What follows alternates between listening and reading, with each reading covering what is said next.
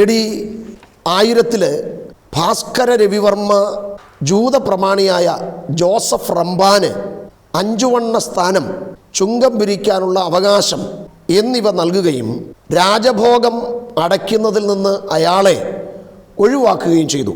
അങ്ങനെ മുയിരക്കോടെന്ന് പറയുന്ന സ്ഥലത്ത് വെച്ച് ഈ ശാസനം നൽകിയെന്നാണ് ചരിത്രം പറയുന്നത്.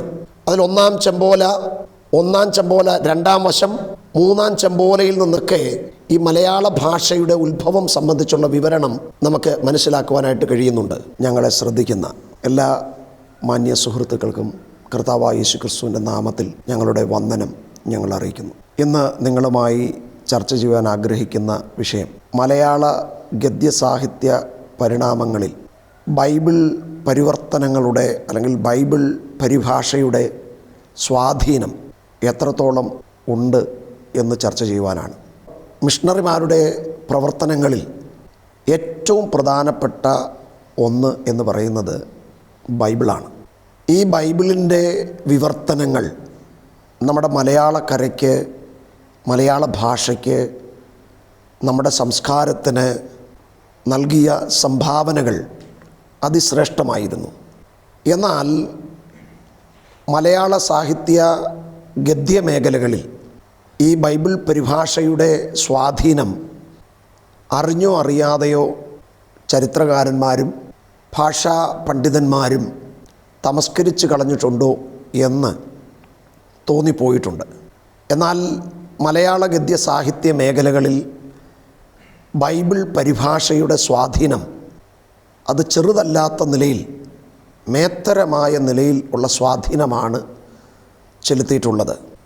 ഈ മലയാള ഭാഷയ്ക്ക് മാധ്യമങ്ങളിലൂടെ ക്രൈസ്തവ മിഷണറിമാരുടെ സംഭാവനകൾ അത് ഏറ്റവും സുദൃഢമായ സംഭാവന തന്നെയാണ്.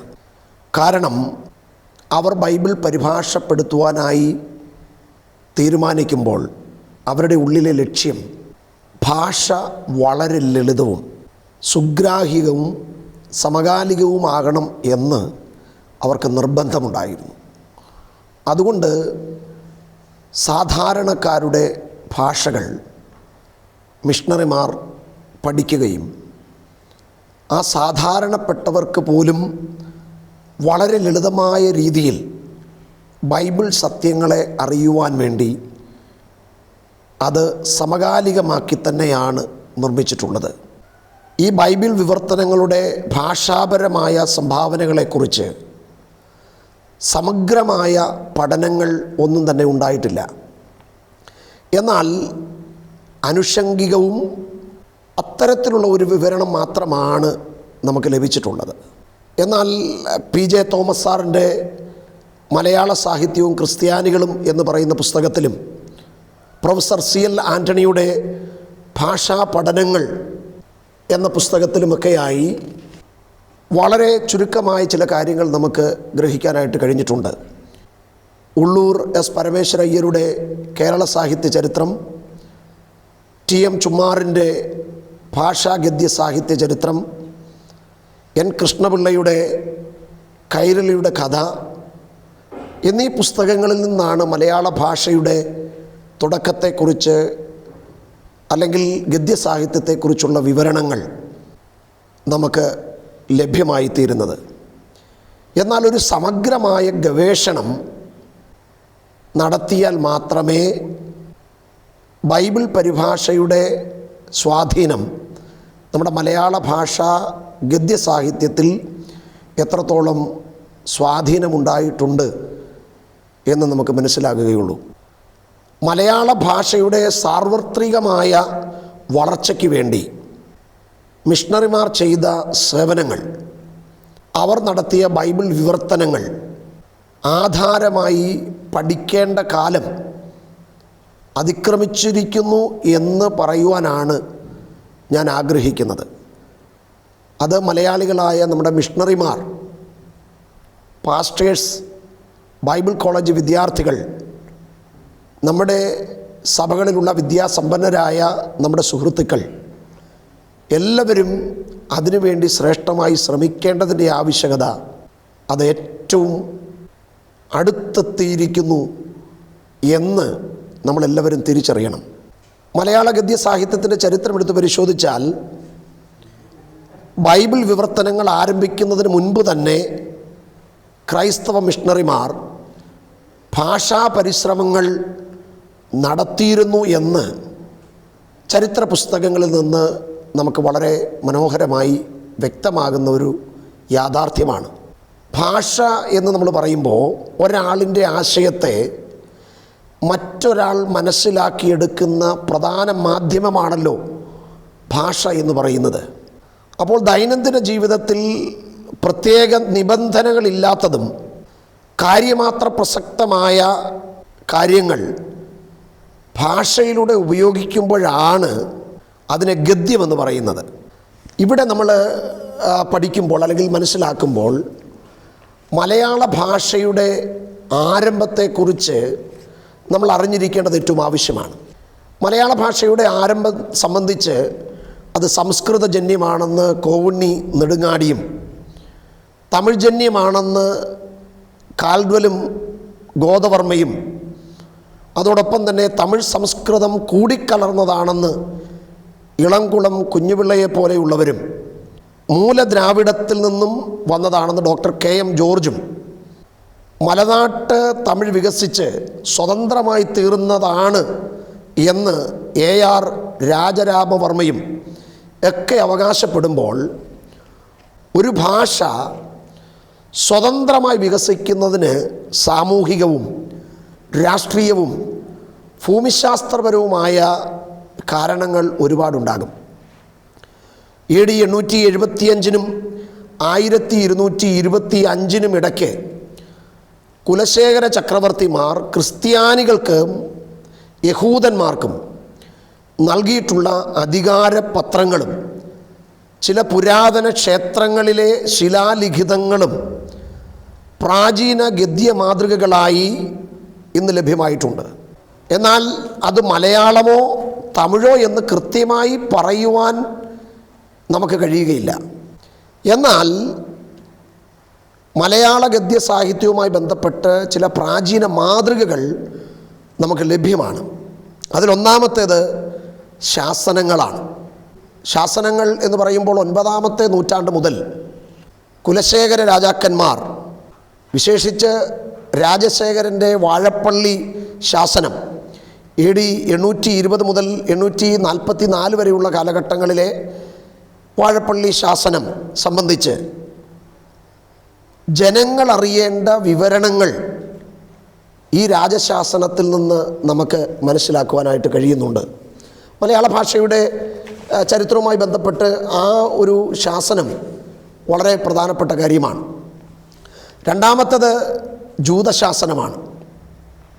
AD 1000 ഭാസ്കര രവിവർമ്മ ജൂത പ്രമാണിയായ ജോസഫ് റംബാന് 5 വണ്ണ സ്ഥാനം, ചുങ്കം പിരിക്കാനുള്ള അവകാശം എന്നിവ നൽകുകയും രാജഭോഗം അടയ്ക്കുന്നതിൽ നിന്ന് അയാളെ ഒഴിവാക്കുകയും ചെയ്തു.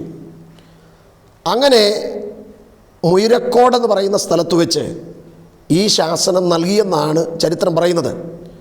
അതിൽ 1-ാം ചെമ്പോല, 1-ാം ചെമ്പോല 2-ാം വശം, 3-ാം ചെമ്പോലയിൽ നിന്നൊക്കെ ഈ മലയാള ഭാഷയുടെ ഉത്ഭവം സംബന്ധിച്ചുള്ള വിവരണം നമുക്ക് മനസ്സിലാക്കുവാനായിട്ട് കഴിയുന്നുണ്ട്. 3-ാമത്തെ ശാസനമെന്ന് പറയുന്നത് താഴേക്കാട്ട് പള്ളി ശാസനമാണ്. ഇരിങ്ങാലക്കുടയ്ക്കടുത്താണ് താഴേക്കാട്ട് പള്ളി സ്ഥിതി ചെയ്യുന്നത്. അവിടെ ചാത്തൻ വടുകൻ, ഇരവിച്ചാത്തൻ എന്നീ 2 പേർക്ക് വീടുകൾ വെച്ച് കൊടുക്കുന്നതുമായി ബന്ധപ്പെട്ടുള്ള ശാസനമാണ്. അതിലുപയോഗിച്ചിരിക്കുന്ന ഭാഷ സംബന്ധിച്ചുള്ള കാര്യമാണ്. 4-ാമത്തെ ശാസനം എന്ന് പറയുന്നത് ശുചീന്ദ്ര ശാസനമാണ്. കുലശേഖര രാജാവായിരുന്ന കോതകേരളവർമ്മ അദ്ദേഹത്തിൻ്റെ കാലത്ത് എഴുതപ്പെട്ട ഈ ശാസനത്തിൽ നഞ്ചിനാട് പ്രദേശത്തെ ഒരു നിലത്തിൽ നിന്ന് രാജാവിന് കൊടുക്കേണ്ട നികുതി ക്ഷേത്രത്തിലെ പൂജാരിമാർക്കും കൊടുക്കണമെന്നുള്ള കൽപ്പന പുറപ്പെടുവിച്ചുകൊണ്ടുള്ള ഭാഷയാണ്. എന്നാൽ ഈ 12-ാം നൂറ്റാണ്ട് വരെയുള്ള കാലഘട്ടങ്ങളിൽ ഈ ശാസനങ്ങളുടെ സ്വാധീനം വളരെ ശ്രേഷ്ഠമായിരുന്നു എങ്കിലും അതിലുപയോഗിച്ചിരുന്ന ഭാഷ തമിഴ് കലർന്നതോ മലയാളം, സംസ്കൃതം എന്നീ ഭാഷകളുടെ ഒരു സമ്മിശ്രമായ പ്രയോഗങ്ങളായിരുന്നു. എന്നാൽ 13-ാമത്തെ നൂറ്റാണ്ടിന് ശേഷമുള്ള കാലഘട്ടങ്ങൾ ആ തമിഴ് ഘടനയിൽ നിന്ന് മാറി സഞ്ചരിച്ചു എന്ന് നമുക്ക് മനസ്സിലാക്കാനായിട്ട് കഴിയുന്നുണ്ട്. അതിൽ നമ്മൾ പരിശോധിക്കുമ്പോൾ പ്രാചീന ഗ്രന്ഥങ്ങളുടെ സ്വാധീനം, ഈ ശാസനങ്ങൾ കൂടാതെ ആ 13-ാം നൂറ്റാണ്ടിന് ശേഷമുണ്ടായിരുന്ന പ്രാചീന ഗ്രന്ഥങ്ങളുടെ സ്വാധീനത്തെക്കുറിച്ച് നമ്മൾ അറിയേണ്ടതുണ്ട്. എങ്കിൽ മാത്രമേ മലയാള ഗദ്യ സാഹിത്യത്തിൻ്റെ ഭാഷാപരമായ ഒരു ഘടന എത്രത്തോളം ഉണ്ടായിരുന്നു, അതിൽ നിന്ന് എങ്ങനെയാണ് മിഷണറിമാർ മലയാള ഭാഷ വട്ടക്ഷര രീതിയിലേക്ക് മാറ്റി എന്നത് നമുക്ക് ഗ്രഹിക്കുവാനായിട്ട് കഴിയുകയുള്ളൂ. അതിലേറ്റവും പ്രധാനപ്പെട്ട പ്രാചീന ഗ്രന്ഥങ്ങളാണ് ശാസനം. ഞാൻ മുമ്പേ പറഞ്ഞതുപോലെ ശാസനങ്ങളുടെ ഭാഷ അത് തമിഴ് കലർന്നതും അത് സംസ്കൃതജന്യവുമായിരുന്ന ഒരു ഭാഷയായിരുന്നു. അത് പെട്ടെന്ന് മലയാളമാണോ തമിഴാണോ സംസ്കൃതമാണോ എന്ന് തിരിച്ചറിയാൻ പാകത്തിനുണ്ടായിരുന്നതല്ല. അപ്പോൾ അതുകൊണ്ടാണ് നമ്മൾ പ്രാചീന ഗ്രന്ഥങ്ങളെ നമ്മൾ ആശ്രയിക്കുന്നത്. അതിലേറ്റവും പ്രധാനപ്പെട്ടത് ഭാഷാ കൗടിലീയമാണ്. പ്രാചീന ഗദ്യഗ്രന്ഥത്തിൽ 3-ാമത്തെ നൂറ്റാണ്ടിൽ ചന്ദ്രഗുപ്തൻ്റെ മുഖ്യ ഉപദേഷ്ടാവായിരുന്ന കൗടില്യൻ രചിച്ച അർത്ഥശാസ്ത്രവുമായി ബന്ധപ്പെട്ട് അതിൻ്റെ ഭാഷാ വ്യാഖ്യാനം എന്ന നിലയിലാണ് ഈ ഭാഷാ കൗടിലീയം എന്ന് പറയുന്ന പ്രാചീന ഗ്രന്ഥം അറിയപ്പെടുന്നത്. രണ്ടാമത് മൂലഗ്രന്ഥം എന്ന് പറയുന്നത്, പ്രാചീന മൂലഗ്രന്ഥം എന്ന് പറയുന്നത് കൂത്തിൻ്റെയും കൂടിയാട്ടത്തിൻ്റെയും സാഹിത്യ രൂപങ്ങളായിരുന്നു. അത് ഗദ്യ പ്രബന്ധങ്ങൾക്ക് ജന്മം നൽകിയത് കൂത്തും കൂടിയാട്ടവുമാണെന്ന് ഞാൻ പറയാതെ തന്നെ മലയാള സാഹിത്യരംഗത്തുള്ള മലയാള ഭാഷയെക്കുറിച്ച് പഠിക്കുന്ന എല്ലാവർക്കും അറിവുള്ള കാര്യമാണ്. എന്നാൽ കൂത്തിൻ്റെയും കൂടിയാട്ടത്തിൻ്റെയും സാഹിത്യ രൂപങ്ങളിൽ ആട്ടപ്രകാരം, ക്രമദീപിക, ഇതിൻ്റെ രണ്ടിലും കൂടിയാട്ടത്തിൻ്റെ ചടങ്ങുകൾ സംബന്ധിച്ചുള്ള കാര്യമാണ് പറയുന്നതെങ്കിലും ആ കൂടിയാട്ട രചനകളിൽ മന്ത്രാംഗം, മത്തവിലാസം, അശോക വനികാംഗം, ശൂർപ്പണകാംഗം എന്നിവ വളരെ പ്രസിദ്ധമാണ്. അതിലുപയോഗിച്ചിരിക്കുന്ന ഭാഷ, ആ ഭാഷയിൽ ഞാൻ മുമ്പേ പറഞ്ഞതുപോലെ സംസ്കൃതജന്യമാണ്, മലയാളമാണോ എന്ന് തിരിച്ചറിയാൻ പാകത്തിലുള്ളതല്ല. മറ്റൊരു കാര്യം ദൂതവാക്യമാണ്. മഹാഭാരതത്തിലെ ഭാഗവത ദൂതിനെ ആശ്രയിച്ചുകൊണ്ട് സ്വയം കൽപ്പിതമാക്കി രചിച്ച ഒരു പ്രബന്ധം എന്ന നിലയിലാണ് ദൂതവാക്യത്തെ നമുക്ക് കാണുവാനായിട്ട് കഴിയുന്നത്. പിന്നെ നമ്പ്യാർ തമിഴ് കൃതികളാണ്. നമ്പ്യാർ തമിഴ് കൃതികളെന്ന് പറയുമ്പോൾ ആ തമിഴ് കൃതികളിൽ ബ്രഹ്മാണ്ഡ പുരാണങ്ങൾ, അംബരീഷോപഖ്യാനം, രാമായണം തമിഴ് ഭാഷയിൽ, ഉത്തര രാമായണ ഗദ്യം, ഭാഗവത ഗദ്യം, ദേവീ മാഹാത്മ്യം എന്നീ ഭാഗങ്ങളെക്കുറിച്ചൊക്കെ വിവരണമുണ്ട്. അതിലെ ഭാഷ സംസ്കൃതജന്യമോ തമിഴ് ജന്യവുമാണ് എന്നാണ് ഞാൻ പറഞ്ഞു വരുന്നത്. അപ്പോൾ പുരാതന സാഹിത്യ ഗ്രന്ഥങ്ങളെടുത്ത് പരിശോധിച്ചാലും മലയാള ഭാഷയെ വേറിട്ടുകൊണ്ട് നമുക്കത് കാണുവാനായിട്ട് കഴിയുന്നില്ല. പിന്നെ പറയാനുള്ള ഒരു പുരാതന ഗ്രന്ഥം എന്ന് പറയുന്നത് ഗദ്യമാണ്. ഈ ചമ്പുഗദ്യം എന്ന് പറയുമ്പോൾ അതിൻ്റെ ചാക്യാർ കൂത്തിൻ്റെ സാഹിത്യരൂപമാണ് ചമ്പുഗദ്യം എന്ന് പറയുന്നത്. അപ്പോൾ ഈ ചമ്പുഗദ്യമാകട്ടെ, ഭൂതവാക്യമാകട്ടെ, നമ്പ്യാർ തമിഴ് കൃതികളാകട്ടെ, അവയെല്ലാം തന്നെ ഒരു സംസ്കൃതജന്യമായി തീരുകയാണ്. എന്നാൽ അതിന് ശേഷമുള്ള കാലഘട്ടങ്ങളിൽ മിഷണറിമാരുടെ പരിശ്രമങ്ങൾ ബൈബിൾ പരിഭാഷയുമായി ബന്ധപ്പെട്ടിട്ടുള്ള ഒരു വിവരണമാണ്. അതിൽ ജീവത് ഭാഷാ ചൈതന്യം ഉൾക്കൊള്ളുന്ന ഒരു ഗ്രന്ഥഭാഷ അതുവരെ ഉണ്ടായിരുന്നില്ല എന്നുള്ളതാണ് ഞാൻ പറഞ്ഞു വന്നതിൻ്റെ ഒരു രത്നചുരുക്കം. ഒരു ജീവത് ഭാഷാ ചൈതന്യം ഉൾക്കൊള്ളുന്ന മലയാള ഭാഷ ഉടലെടുക്കുന്നത് അത് മിഷണറിമാരുടെ വരവോടുകൂടെ മലയാള ഭാഷ നിർമ്മിതിയുമായി ബന്ധപ്പെട്ടിട്ടുള്ള ഒരു കാലഘട്ടമായിരുന്നു. അപ്പോൾ മിഷണറിമാരുടെ പരിശ്രമങ്ങൾ ആരംഭിക്കുന്നത് ഈ ഒരു കാലഘട്ടത്തിലാണ്. സാധാരണക്കാരായ കേരളീയരിലേക്ക് ബൈബിളും ക്രിസ്തുവിൻ്റെ ഉപദേശങ്ങളും ലളിതമായ രീതിയിൽ അവതരിപ്പിക്കാൻ വേണ്ടിയാണ് അവർ സത്യത്തിൽ മലയാള ഭാഷയ്ക്ക് ഒരു പ്രത്യേക സംവിധാന സാഹചര്യം അവരൊരുക്കുന്നത്. നാടൻ ഭാഷയിലും വ്യവഹാര ഭാഷയിലും വിപുലമായ ഒരു പരീക്ഷണം നടത്തിയാണ് മിഷണറിമാർ ബൈബിൾ പരിഭാഷ നടത്തിയിട്ടുള്ളത്. 16-ാം നൂറ്റാണ്ടിൻ്റെ ഈ കാലഘട്ടത്തിൽ ഈ മിഷണറിമാർ ചരിത്രപരമായ ഒരു സംഭാവന തന്നെയാണ് നടത്തിയിട്ടുള്ളത്. സാധാരണയായി എല്ലാവരും പറയുന്നത് പോർച്ചുഗീസുകാർ ഭാരതത്തിൽ വന്നു, മിഷണറിമാർക്ക് പ്രവർത്തിക്കാനുള്ള സ്വാതന്ത്ര്യം അവർ കൊടുത്തു എന്നുള്ളത് സത്യമാണ്. പക്ഷേ പോർച്ചുഗീസുകാരുടെ പ്രാരംഭ കാലഘട്ടത്തിൽ മിഷണറിമാർക്ക് അവർ ഒരുവിധമായ സ്വാതന്ത്ര്യവും നൽകിയിരുന്നില്ല. എന്നാൽ ഇവിടുത്തെ ക്ഷേത്രങ്ങൾ പുനർനിർമ്മിക്കുന്നതുമായി ബന്ധപ്പെട്ട്, ക്ഷേത്രത്തിലെ പൂജാരിമാർക്ക് ശമ്പളം കൊടുക്കുന്നതുമായി ബന്ധപ്പെട്ടിട്ടുള്ള കാര്യങ്ങളിലൊക്കെ പോർച്ചുഗീസുകാർ ഏറ്റവും കൂടുതൽ ശ്രദ്ധ ചെലുത്തിയിരുന്നു. എന്നാൽ പിന്നീടാണ് ഈ മിഷണറിമാർ ഭാരതത്തിലേക്ക് വന്നപ്പോൾ ആ മിഷണറിമാർക്ക് ക്രൈസ്തവ മാർഗത്തെക്കുറിച്ചുള്ള കാര്യങ്ങൾ പറയുന്നതിനും പ്രവർത്തിക്കുന്നതിനുമുള്ള ഒരു വിപുലമായ സ്വാതന്ത്ര്യം പോർച്ചുഗീസുകാർ നൽകുന്നത്. എന്നാൽ അതിനു മുൻപുള്ള കാലഘട്ടം, അവർ വന്നതിന് ശേഷമുള്ള സമയങ്ങൾ അവർ മിഷണറിമാരെ അനുവദിച്ചില്ല എന്നുള്ളതാണ് ചരിത്രപരമായ വസ്തുത. എന്നാൽ ഈ 12-ാം നൂറ്റാണ്ടോടുകൂടി ക്ഷയിച്ചു പോയ കുലശേഖര ചക്രവർത്തിമാരുടെ ഭരണം ഈ കാലഘട്ടം എത്തിയപ്പോഴേക്കും ശിഥിലമായി തീർന്നു.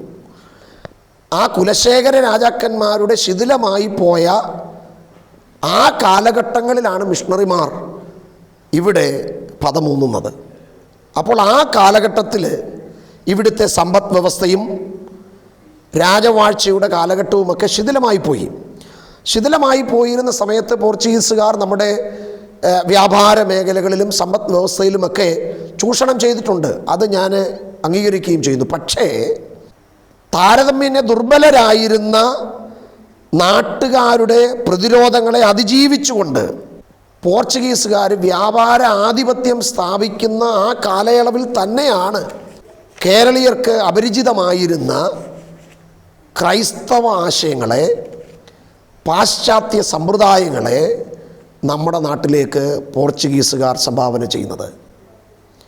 അങ്ങനെ ആ കാലഘട്ടത്തിൽ അവർ സംഭാവന ചെയ്യുമ്പോൾ ബൈബിൾ പരിഭാഷയ്ക്ക് വേണ്ടി അവർ സുറിയാനി, പോർച്ചുഗീസ്, ലത്തീൻ, ഗ്രീക്ക്, ദ്രാവിഡ ഭാഷകളെ ഭാഷാപണ്ഡിതന്മാരുടെ സഹായത്തോടെ ഗ്രഹിച്ച് മനസ്സിലാക്കി സാധാരണക്കാരായ ജനത്തിൻ്റെ ഇടയിലേക്ക് ബൈബിൾ സത്യങ്ങളെ, യേശുവിനെക്കുറിച്ചുള്ള സത്യങ്ങളെ, ബൈബിളിൻ്റെ ആശയങ്ങളെ കൈമാറ്റം ചെയ്യുവാൻ വേണ്ടിയാണ് വിദേശ മിഷണറിമാർ മലയാള ഭാഷയെ സംബന്ധിച്ചുള്ള ആ ഭാഷയിൽ ബൈബിൾ പരിവർത്തനം ചെയ്യുന്നതിനെക്കുറിച്ച് തീരുമാനിച്ചിട്ടുള്ളത്. അങ്ങനെ വിദേശ മിഷണറിമാരുടെ ആഗമനവും അവരുടെ കൃതികളും മലയാള ഗദ്യ സാഹിത്യത്തിന് ശ്രേഷ്ഠമേറിയ സംഭാവനയാണ് നൽകിയത്. അതാണ് ഞാൻ നിങ്ങളോട് പറയുവാനായിട്ട് ആഗ്രഹിക്കുന്നത്. അതിലൊന്നാമത്തത് ആദരണീയനായ ബുക്കാനൻ്റെ ബൈബിൾ പരിഭാഷയാണ്. ക്ലോഡിയസ് ബുക്കാനൻ എന്നാണ് അദ്ദേഹത്തിൻ്റെ ഒറിജിനൽ നാമം. അദ്ദേഹത്തിൻ്റെ നേതൃത്വത്തിൽ നടന്ന ഒരു ബൈബിൾ വിവർത്തനമുണ്ട്. ആ ബൈബിൾ വിവർത്തനം അദ്ദേഹം നടത്തുമ്പോൾ അദ്ദേഹം അന്ന് കൽക്കത്തയിലെ കോളേജിലെ ഒരു വൈസ് പ്രിൻസിപ്പൽ കൂടെയാണ്. 1806 അദ്ദേഹം കേരള സന്ദർശനം നടത്തുന്നത്. കേരള സന്ദർശനം നടത്തിയപ്പോൾ ഇവിടെയുള്ള ജനത്തിൻ്റെ ഭാഷ, ആശയപരമായ സാധ്യതകൾ അവർ മനസ്സിലാക്കി. തമിഴ് പണ്ഡിതനായിരുന്ന തിമ്മാപിള്ളയും കായംകുളം ഫിലിപ്പോസ് റമ്പാനും പുലിക്കോട്ടിൽ ജോസഫിനെ പോലെയുള്ളവരും അദ്ദേഹത്തോടൊപ്പം സുവിശേഷ വേലയിൽ അണിനിരക്കുകയും ഈ ബൈബിൾ പരിഭാഷയുടെ ആവശ്യത്തെക്കുറിച്ച് അവർ പ്രതിപാദിക്കുകയും ചെയ്തു. അങ്ങനെ പ്രതിപാദിച്ചതിൻ്റെ അടിസ്ഥാനത്തിൽ 1808 ഒരു ബൈബിൾ പരിഭാഷ അവർ പൂർത്തിയാക്കിയെങ്കിലും അത് പ്രസിദ്ധീകരിക്കുന്നത് 1811 അത് ബോംബെ കൊറിയർ പ്രസ്സിലാണ് അത് പ്രിൻ്റ് ചെയ്യുന്നത്. അപ്പോൾ ഇതാണ് ആധുനിക മലയാള ഗദ്യ സാഹിത്യത്തിന് നാന്ദി കുറിക്കപ്പെട്ട ഒന്നാമത്തെ സാഹിത്യകൃതി എന്ന് വേണം നമ്മൾക്ക് മനസ്സിലാക്കാൻ. അപ്പോൾ 16 നൂറ്റാണ്ട് വരെയുള്ള കാലഘട്ടത്തിലെ നമ്മുടെ മലയാള ഭാഷയ്ക്ക് തമിഴ് ജന്യവും സംസ്കൃതജന്യവുമായിരുന്ന ഒരു ചരിത്രമാണ് പറയാനുള്ളത്. എന്നാൽ മലയാള ഗദ്യ സാഹിത്യത്തിന് നാന്ദി കുറിച്ചത് ക്ലൗഡിയസ് ബുക്കാനൻ്റെ ഈ ബൈബിൾ പരിഭാഷ തന്നെയാണ്. രണ്ടാമത്തെ പരിഭാഷ അത് ബെഞ്ചമിൻ ബെയ്ലിയുടെ വിവർത്തനമാണ്. ആ ബെഞ്ചമിൻ ബെയ്ലിയുടെ വിവർത്തനം 1811 പരിഭാഷ ചെയ്യപ്പെട്ട ബൈബിളിൻ്റെ പരിഭാഷ അത് 1811 ബൈബിൾ വിവർത്തനം ചെയ്തതിലെ ഭാഷ എല്ലാവർക്കും മനസ്സിലാക്കാൻ കഴിയത്തില്ല എന്ന് മനസ്സിലാക്കിയതിന് ശേഷം 1816 ഒരു ശ്രമം ബെഞ്ചമിൻ ബെയ്ലിയുടെ നേതൃത്വത്തിൽ നടക്കുകയാണ്. എന്നാൽ അന്നത്തെ കാലത്തിൽ ഏറ്റവും ശ്രദ്ധേയമായ ഒരു കാര്യം അന്നത്തെ കേണൽ മൺട്രോ ഇദ്ദേഹത്തെ ഏറ്റവും കൂടുതൽ പ്രോത്സാഹിപ്പിച്ചു എന്നുള്ളതാണ്. 1810 കേണൽ മൺട്രോ തിരുവിതാംകൂറിൻ്റെയും കൊച്ചിയുടെയും റെസിഡൻ്റായി നിയമിതനായപ്പോൾ അദ്ദേഹം പ്രധാനമായി ശ്രദ്ധ ചെലുത്തിയിരുന്ന 2 കാര്യങ്ങളിലാണ്. അതിലൊന്ന് ബൈബിളിന് സുഗ്രാഹ്യമായൊരു മലയാള വിവർത്തനമുണ്ടാകണം എന്നുള്ളതായിരുന്നു.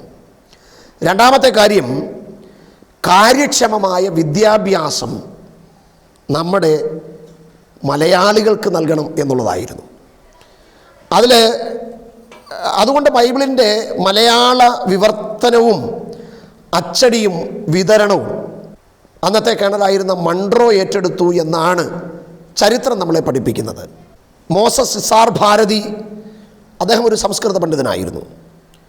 വൈദ്യനാഥൻ അദ്ദേഹം ഒരു തമിഴ് ബ്രാഹ്മണനായിരുന്നു. ചാത്തുമേനോൻ അന്നത്തെ സംസ്കൃത പണ്ഡിതനായിരുന്നു. അന്നത്തെ ബ്രിട്ടീഷ് മലബാറിലെ ഒരു തഹസിൽദാരും അതോടൊപ്പം തന്നെ ശ്രേഷ്ഠമേറിയ പദവികൾ അലങ്കരിച്ചിരുന്ന ഒരു മഹാനായ മനുഷ്യനായിരുന്നു അദ്ദേഹം. എന്നാൽ ഈ ബെയ്ലി വിവർത്തനത്തിൽ ഈ സഹായിച്ചവർ കൂടാതെ ഏകദേശം 30-ലധികം ഭാഷാ പണ്ഡിതന്മാർ ബെഞ്ചമിൻ ബെയ്ലിയുടെ വീട്ടിൽ താമസിച്ചാണ് ഈ ബെയ്ലിയുടെ മലയാള ഭാഷ ബൈബിൾ വിവർത്തനത്തിന് ഒരു ശ്രേഷ്ഠമായ സംഭാവന നൽകുന്നത്. അപ്പോൾ മലയാള ഗദ്യ സാഹിത്യത്തിന് ഏറ്റവും പ്രധാനപ്പെട്ട പങ്കുവഹിച്ച രണ്ടാമത്തെ ഗ്രന്ഥം എന്ന് പറയുന്നത് ബെഞ്ചമിൻ ബെയ്ലിയുടെ മലയാള ഭാഷ ബൈബിളും അദ്ദേഹത്തിൻ്റെ നിഘണ്ടുവുമാണ്. പിന്നെ വരുന്നത് ഹെർമൻ ഗുണ്ട്രട്ടിൻ്റെ ബൈബിൾ വിവർത്തനമാണ്. ഹെർമൻ ഗുണ്ട്രട്ടിൻ്റെ ബൈബിൾ വിവർത്തനം അത് വളരെ ശ്രേഷ്ഠത പറയുന്നതാണ്. കാരണം എന്നാന്ന് ചോദിച്ചാൽ അദ്ദേഹം ജർമ്മൻകാരനായ അദ്ദേഹം 1836 മദ്രാസിലും 1839 കേരളത്തിലും അദ്ദേഹം സന്ദർശനം നടത്തി. അദ്ദേഹം ബാസാൽ മിഷൻ എന്ന് പറയുന്ന സംഘടനയുടെ പ്രവർത്തകനായിരുന്നു. കോട്ടയത്തും തലശ്ശേരിയിലെ ഇല്ലിക്കുന്ന് എന്ന് പറയുന്ന സ്ഥലത്തായിരുന്നു ഇവരുടെ പ്രവർത്തനങ്ങൾ വ്യാപിച്ചിരുന്നത്. എന്നാൽ ഈ ബെയ്ലിയുടെ വിവർത്തനം സംസ്കൃത സങ്കുലിതമായിരുന്നു. അതിൻ്റെ ഭാഷ പരിഹരിക്കാൻ ഒരു കമ്മിറ്റിയെ മദ്രാസിലെ ബൈബിൾ സൊസൈറ്റി ആക്കി വയ്ക്കുകയാണ്. അതിൻ്റെ പ്രധാനപ്പെട്ട വ്യക്തി എന്ന് പറയുന്നത് ഹെർമൻ ഗുണ്ട്രട്ടായിരുന്നു. പക്ഷേ ഹെർമൻ ഗുണ്ട്രട്ടിന് സ്വതന്ത്രമായി സ്വാതന്ത്ര്യത്തോടെ കാര്യങ്ങൾ ചെയ്യുവാൻ ബൈബിൾ സൊസൈറ്റി അനുവദിച്ചിരുന്നില്ല. അദ്ദേഹം അതുകൊണ്ടൊരു കാര്യം തീരുമാനിച്ചു. അദ്ദേഹം സ്വതന്ത്രമായി ഒരു ബൈബിൾ പരിഭാഷ നിർമ്മിക്കുന്നതുമായി ബന്ധപ്പെട്ട് അദ്ദേഹം ഒരു ബൈബിൾ വിവർത്തനത്തിന് വേണ്ടി ശ്രമിക്കുകയും അങ്ങനെ അദ്ദേഹം ബൈബിളിൻ്റെ കാവ്യഗ്രന്ഥങ്ങളായിരുന്ന വേദഭാഗങ്ങൾ ആദ്യം അദ്ദേഹം വിവർത്തനം ചെയ്തു. പിന്നീട് പൗലോസിൻ്റെ ലേഖനങ്ങളും സുവിശേഷങ്ങളും വിവർത്തനം ചെയ്തു. അങ്ങനെ ഹെർമൻ ഗുണ്ട്രട്ടിൻ്റെ ബൈബിൾ വിവർത്തനവും മലയാള ഗദ്യ സാഹിത്യത്തിന് ശ്രേഷ്ഠമേറിയ അതിൻ്റെ ഘടന, ആശയങ്ങൾ, ഭാഷ ഇതെല്ലാം വളരെ ഗൗരവമായി തന്നെ സംഭാവന ചെയ്ത മറ്റൊരു ഗ്രന്ഥം കൂടിയാണ് ഹെർമൻ ഗുണ്ട്രട്ടിൻ്റെ ബൈബിൾ വിവർത്തനം. നാലാമത്തെ വിവർത്തനം അത് ഐക്യവിവർത്തനം എന്നാണ് പറയുന്നത്.